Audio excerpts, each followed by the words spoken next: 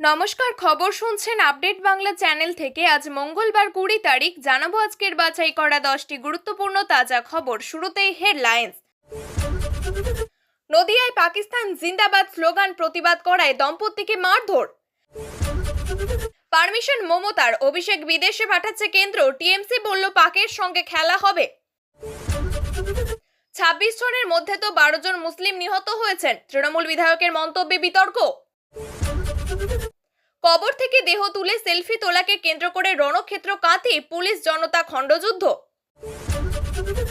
চাঞ্চল্যকর খবর, দিল্লিতে পরমাণু হামলার চেষ্টা। পাকিস্তানের সাইন মিসাইল রুখে দিল ভারতের S-400। দিল্লি যাওয়ার কথা বলে মেয়েকে যেত পাকিস্তানে, হঠাৎ সুরবদল গুপ্তচর কন্যা জ্যোতির বাবার। অবশেষে 16 কোটি টাকার সেই ইনজেকশন পাচ্ছে অস্মিকা। প্রথম কিস্তিতে জমা হবে 9 কোটি। বেছে বেছে এলইটি জঙ্গিদের নিকেশ। পাকিস্তানের টার্গেট কিলিং নিয়ে ঘুম ছুটেছে পাক সরকার এবং নিরাপত্তা বাহিনীর। এবার আসছে বিস্তারিত খবরে। পাকিস্তান জিন্দাবাদ, ভারত মুর্দাবাদ স্লোগানের প্রতিবাদ করে আক্রান্ত দম্পতি। সোমবার রাত্রে চাঞ্চল্যকর ঘটনাটি ঘটেছে নদিয়ার চাকদহ থানার কৌতুবপুর এলাকায়। পুলিশ ঘটনার তদন্ত শুরু করে একজনকে আটক করেছে, বাকি অভিযুক্তদের খোঁজা চলছে। অন্যদিকে ওই এলাকাতেই এক তরুণী সামাজিক মাধ্যমে দেশের প্রধানমন্ত্রী নরেন্দ্র মোদীকে উদ্দেশ্য করে বিতর্কিত পোস্ট করেছিলেন। এপ্রিল মাসের শেষে জম্মু কাশ্মীরের বৈশরণে জঙ্গি হামলায় প্রাণ হারিয়েছেন 26 জন ভারতীয়। তারপর থেকেই ভারত পাকিস্তান দুই দেশের মধ্যে সম্পর্কের আরও অবনতি হয়। যুদ্ধের আবহ দেখা দিয়েছিল। সেই প্রেক্ষিতে ভারত বিরোধী স্লোগান তুলে দেশের বিভিন্ন জায়গায় গ্রেপ্তার হন একাধিক ব্যক্তি। বাংলাতেও প্রশাসন এই বিষয়ে সতর্ক। রাজ্যের একাধিক জায়গাতেও দেশ বিরোধী ফেসবুক পোস্ট করায় একাধিক যুবক ব্যক্তি গ্রেপ্তার হয়েছেন। তবে এবারের ঘটনা চাকদহে। পুলিশ এবং স্থানীয় সূত্রে জানা গিয়েছে, চাকদহ থানার মদনপুর পুলিশ ক্যাম্পের জঙ্গল গ্রাম নতুন রাস্তা কৌতুবপুর এলাকায় আক্রান্ত দম্পতির বাড়ি। অভিযোগ, গতকাল রাত্রে বিজয় সরকার দেখতে পান তার বাড়ির পিছনে আমবাগানে জনা কয়েক যুবক চিৎকার চেঁচামেচি করছিল। তারা নেশা করেছিল বলেও অভিযোগ। বিজয় সরকার সেখানে গিয়ে তাদের থামতে বলেছিলেন। অভিযোগ, মারমুখী হয়ে ওঠেন ওই যুবকরা। স্বামীকে রক্ষা করতে সেখানেও গিয়েছিলেন চন্দনা সরকার, তাকেও মারধর করা হয় বলে অভিযোগ। দম্পতির উপর হামলা চালানোর সময় হামলাকারীরা পাকিস্তান জিন্দাবাদ, ভারত মুর্দাবাদ স্লোগান দিতে থাকেন বলে অভিযোগ। এই স্লোগানের প্রতিবাদ করায় আরও মারধর করা হয় তাদেরকে। হইচই আর্তনাদ শুনে স্থানীয়রা ছুটে গেলে ওই যুবকরা সেখান থেকে পালিয়ে যায়। রাতেই থানায় নিমাই শেখ, হাসান শেখ, ইমরান মণ্ডল, সাইদুল শেখের বিরুদ্ধে লিখিত অভিযোগ দায়ের করা হয়। পুলিশ তদন্তে নেমে একজনকে আটক করেছে বলে খবর। তাকে জিজ্ঞাসাবাদ করে বাকিদেরও খোঁজ চলছে বলে পুলিশ সূত্রে জানা গিয়েছে। অন্যদিকে ওই এলাকার বাসিন্দা এক বিবাহিতা তরুণী ফেসবুকে নরেন্দ্র মোদীকে নিয়ে বিতর্কিত পোস্ট করেছিলেন। সেই কথাই জানাজানি হতেই এলাকায় চাঞ্চল্য ছড়ায়। তাকে চাকদহ থানার পুলিশ আটক করে জিজ্ঞাসাবাদ করছে। পাকিস্তানের মুখোশ খুলতে অভিষেক বন্দ্যোপাধ্যায়কে বিদেশে পাঠাচ্ছে কেন্দ্রীয় সরকার। সূত্রের খবর, অপারেশন সিঁদুর নিয়ে বিশ্বের বিভিন্ন দেশে পাকিস্তানের মুখোশ খুলে স্বরূপ ফাঁস করে দেওয়ার জন্য যে সর্বদলীয় প্রতিনিধি দল বেছে নিয়েছে কেন্দ্রীয় সরকার, তাতে বহরমপুরের সাংসদ ইউসুফ পাঠানের পরিবর্তে ডায়মন্ড হারবারের তৃণমূল কংগ্রেসের সাংসদের নামও অন্তর্ভুক্ত করা হয়েছে। যদিও প্রাথমিকভাবে অভিষেককে বেছে নেয়নি কেন্দ্রীয় সরকার, বরং কূটনৈতিক দৌত্যের জন্য যে প্রতিনিধি দল বেছে নেওয়া হয়েছিল তাতে বহরমপুরের সাংসদ ইউসুফ পাঠানের নাম ছিল, কিন্তু তাতে আপত্তি জানায় তৃণমূল। সোমবার খোদ অভিষেক জানান, কোনো দল থেকে কতজন সাংসদ যাবেন সেটা নির্ধারণ করতে পারে কেন্দ্রীয় সরকার, কিন্তু কোন দলের প্রতিনিধিত্ব করবেন সেটা নির্ধারণের দায়িত্ব সংশ্লিষ্ট দলেরই। সেই পরিস্থিতিতে ইউসুফের নাম ফিরিয়ে নেওয়া হয়। এমনকি অভিষেক এই প্রস্তাবও দেন যে সাংসদের পরিবর্তে বিদেশে ভারতের প্রতিনিধিত্ব করতে ভারতীয় জওয়ান, শহীদ পরিবারের সদস্য বা প্রাণরক্ষা পাওয়া মানুষদের পাঠানো হোক। যদিও শেষ পর্যন্ত আসাউদ্দিন ওয়াইসি সহ বাকি সাংসদদের সঙ্গে বিদেশে ভারতের প্রতিনিধিত্ব করতে অভিষেকের নাম বেছে নিয়েছে তৃণমূল। সেই সঙ্গে তৃণমূলের তরফে জানানো হয়েছে জম্মু এবং কাশ্মীরে 5 সদস্যের প্রতিনিধি দল পাঠানো হচ্ছে। তারা শ্রীনগর, পুঞ্চ এবং রাজৌরিতে যাবেন। যারা আন্তঃসীমান্ত সন্ত্রাসের শিকার হয়েছেন, যারা নিজেদের প্রিয়জনদের হারিয়েছেন, তাদের প্রতি সমবেদনা প্রকাশ করবেন ডেরেক ওব্রায়েন, নাদিমুল হক, মানস ভূঁইয়া, শাওরিক ঘোষ এবং মমতা বালা ঠাকুররা। জঙ্গি হানায় মৃতদের মধ্যে 12 জন মুসলিম ছিলেন, এমনই মন্তব্য করে বসলেন তৃণমূল বিধায়ক। অপারেশন সিঁদুরের পর সেনাবাহিনীকে সম্মান জানাতে জেলায় জেলায় কর্মসূচি শুরু করেছে তৃণমূল কংগ্রেস। সেই কর্মসূচিতে গিয়ে এমনই মন্তব্য করেছেন পূর্ব বর্ধমানের ভাতারের বিধায়ক মানগোবিন্দ অধিকারী। মানগোবিন্দর মন্তব্যে বিতর্ক আগেও হয়েছে, এবার ফের বেফাঁস কথা বলে ফেললেন তিনি। রবিবার পূর্ব বর্ধমানের ভাতারে সেনা জওয়ানে শ্রদ্ধা জানিয়ে মিছিল হয়। মিছিল শেষে বিধায়ক বলেন, সেনাবাহিনীদের হত্যা নিয়ে মোদী সরকারের রাজনীতি একটু কম করলে ভালো হয়। উড়ি সেক্টরে 26 জন সেনা মারা গেলেন। ওরা বললেন সবাই হিন্দু, কিন্তু তার ভিতরে 12 জন মুসলিম ছিলেন যারা নিহত হয়েছেন। কোথায় সবাই হিন্দু? আমরা একসঙ্গে আছি, ভারতবর্ষে চিরকাল একসঙ্গে থাকবো, এখানেই শেষ নয়। বিধায়ক দাবি করেছেন, শহীদ ঝন্টু আলী শেখের বাড়িতে শ্রদ্ধা জানাতে যাননি বিজেপি নেতারা। এইভাবে রাজনীতি হয় না বলেও মন্তব্য করেছেন তিনি। বিধায়কের এই মন্তব্যে তৈরি হয়েছে বিতর্ক। পাল্টা প্রতিক্রিয়া দিতে গিয়ে বিজেপি দাবি করেছে, বিধায়ক মানগোবিন্দ এমন মন্তব্য করেই থাকেন। যুব মোর্চার বর্ধমান বিভাগের কনভেনার সৌমেন কারফা বলেন, ভাতার বিধানসভার বিধায়ক বিতর্ক থেকে পিছিয়ে থাকতে পারে না। এটা তিনি ইচ্ছাকৃত করেন নাকি ওর জ্ঞানের অভাব রয়েছে তা উনিই ভালো জানেন। উনি একের পর এক বেফাঁস মন্তব্য করে চলেছেন, তাই তার বিষয়ে যত কম বলা যায় ততই ভালো। কাঁথিতে কবরের মধ্যে থেকে দেহ বের করে সেলফি তোলার সময় আটক এক যুবককে আটক করে বেধড়ক মারধর করে এলাকার মানুষ। পরে যুবককে আটকে রাখে একটি ঘরে। পরিস্থিতি সামাল দিতে ঘটনাস্থলে পৌঁছায় কাঁথি থানার বিশাল পুলিশ বাহিনী। আটক যুবককে উদ্ধার করতে গিয়ে খণ্ডযুদ্ধ বাধে পুলিশ এবং জনতার। উত্তপ্ত হয়ে ওঠে পরিস্থিতি। অভিনব ঘটনার সাক্ষী থাকলো পূর্ব মেদিনীপুরের কাঁথি থানা এলাকা শ্রীরামপুর। সোমবার এক যুবক কবরের মধ্যে থেকে একটি মৃতদেহ বের করে তাকে দাঁড় করিয়ে সেলফি তুলতে থাকে।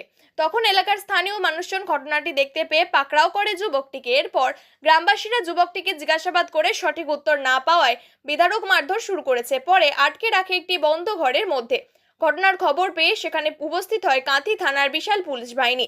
আটক যুবককে উদ্ধার করতে গিয়ে রীতিমতো পুলিশ এবং জনতার খণ্ডযুদ্ধ শুরু হয়।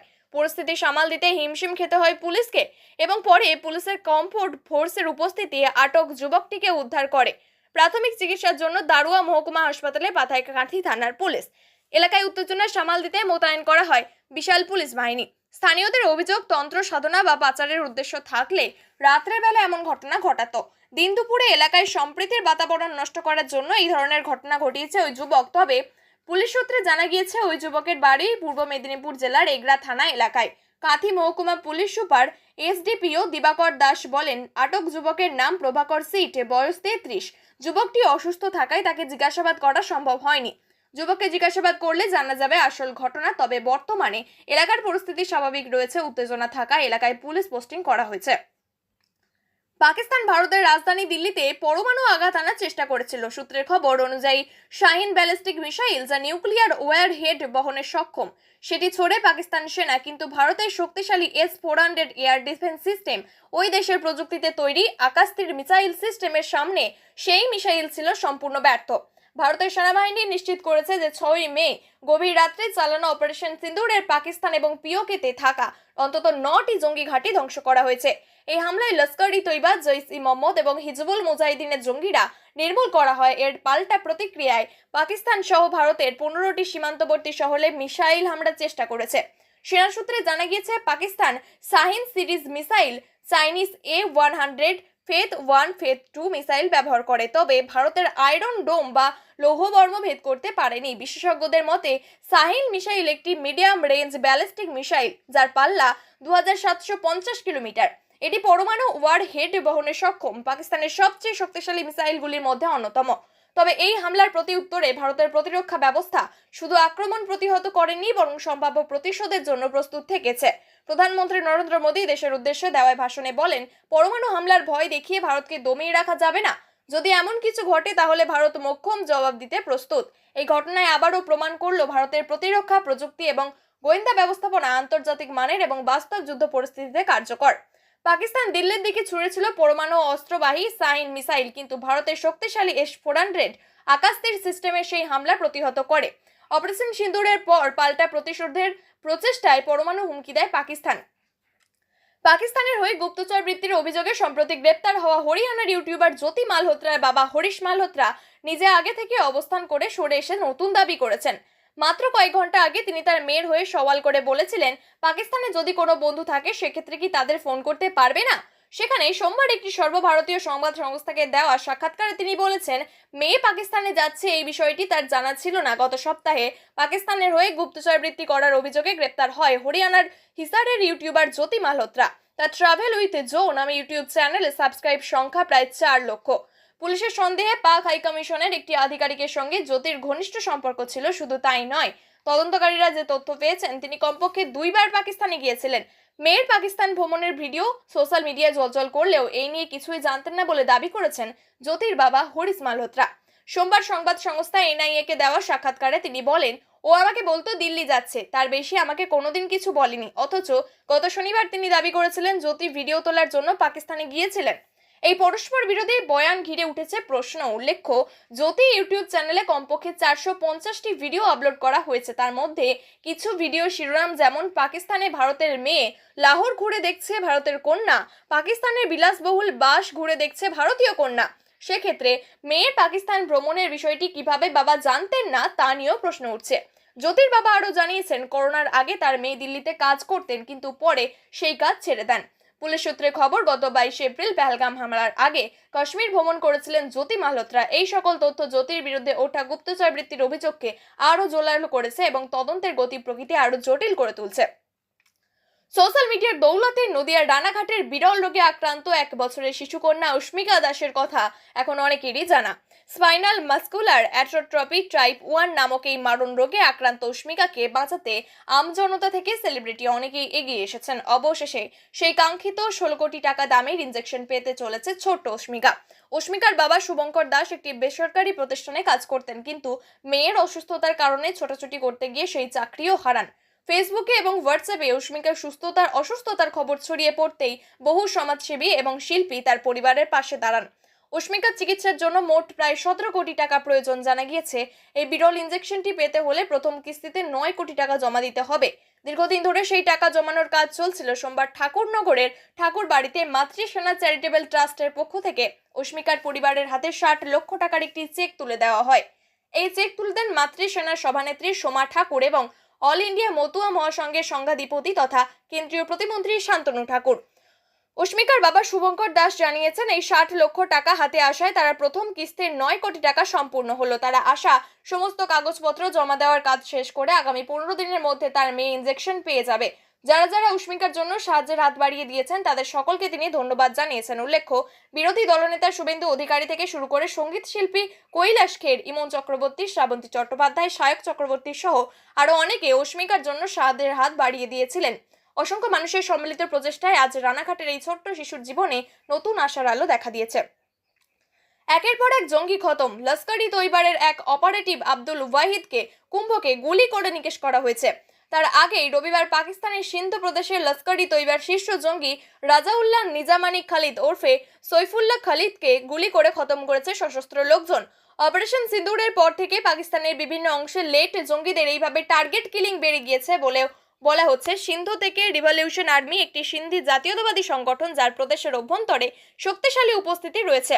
সংগঠনটি অনেক আগে ভাগ হয়ে গিয়েছে, যার মধ্যে একটি নেতৃত্ব আছে শফি বুরফাত, যে আফগানিস্তানে বসবাস করছে বলে জানা গিয়েছে। স্থানীয় সূত্রে বক্তব্য, কিছু গোষ্ঠী সরাসরি সঙ্গে জড়িত। পেহেলগামে জঙ্গি হামলার প্রত্যাঘাত হিসাবে অপারেশন সিন্দুর চালায় ভারত। পাক এবং পাকিস্তান অধিকৃত কাশ্মীরে 9টি জঙ্গি ঘাঁটি গুড়িয়ে দেয় ভারতীয় সশস্ত্র বাহিনী। এরপর পাল্টা জঙ্গি মদতদাতা পাকিস্তান ড্রোন এবং ক্ষেপণাস্ত্র পাঠানো শুরু করে, যদিও ভারত তাদের সেই চেষ্টা ব্যর্থ করে দেয়। পাল্টা পাকিস্তানকে প্রত্যাঘাত করে ভারতীয় বাহিনী, যাতে আতঙ্কিত হয়ে পড়েন পাকিস্তান। সংঘর্ষ বিরতিতে সম্মত হয়েছে দুই দেশ। এদিকে পেহেলগামের পর কাশ্মীরের উপত্যকা জুড়ে তল্লাশি অভিযান চলছে নিরাপত্তা বাহিনীর। শোপিয়ান থেকে গ্রেপ্তার জঙ্গিদের 2 সহযোগী ভারতীয় সেনার rifle special operation group CRPF এর 178 নম্বর ব্যাটালিয়ন যৌথ অভিযান চালায়। শোপিয়ানের ডিকে পোড়ায় তল্লাশি চালিয়ে জঙ্গিদের 2 সহযোগীকে গ্রেপ্তার করা হয়েছে। ধৃতদের কাছ থেকে 2টি পিস্তল, 4টি গ্রেনেড, 43 রাউন্ড গুলি এবং আরও অস্ত্রশস্ত্র উদ্ধার হয়েছে। প্রিয় দর্শক, নিয়মিত সঠিক খবরগুলি সঠিক টাইমে পেতে সাবস্ক্রাইব করুন আপডেট বাংলা চ্যানেলটিকে। ধন্যবাদ।